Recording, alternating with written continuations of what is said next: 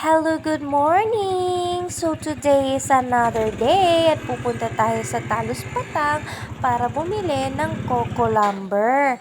Ayan, paglabas po mismo ng kanto ng Barangay Bubon, eto na po mismo ang katapat.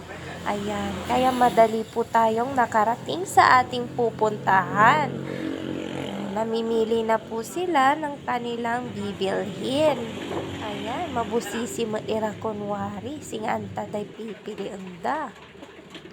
Oh, paandat ka may makina. At ganito po pala ang paghahati ng kahoy. Ayan, akala ko noon mano-mano na nilalagari, hindi po pala ganyan. May blade pala siya.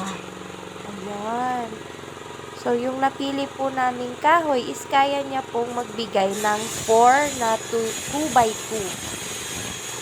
Ayan, 4 na 2 by 2 po ang naibibigay nung isang kahoy.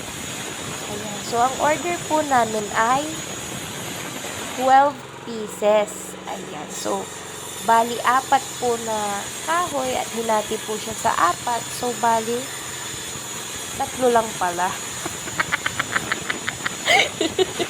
Ayan. 3 lang pala. Ano ba yan? Ito na po yung last. Sino ka dyan? Ang ingay niyan. At mabilis lang po pala yung process. Ayan, singa kami labaan ni Richa. Nakauwi kami kaagad.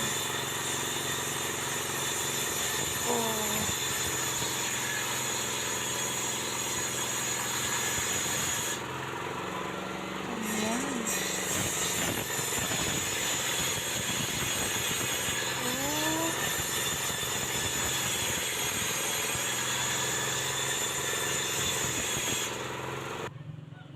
Yan. So, eto na po yung ating mga pinamili.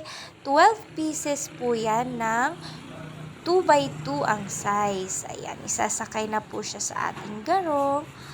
Ayan lang. Tapos, uuwi na tayo. O, diba? Saglit na saglit lang. Walang fast forward ang ating video. Talagang mabilis lang ang process.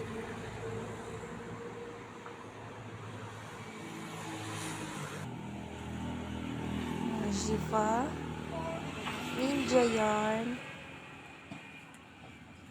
Tapos, after this, nanghingi na rin po ako ng kusot para sa mga alaga kong hamster. Ayan, para hindi po sila mapanghi at maanag.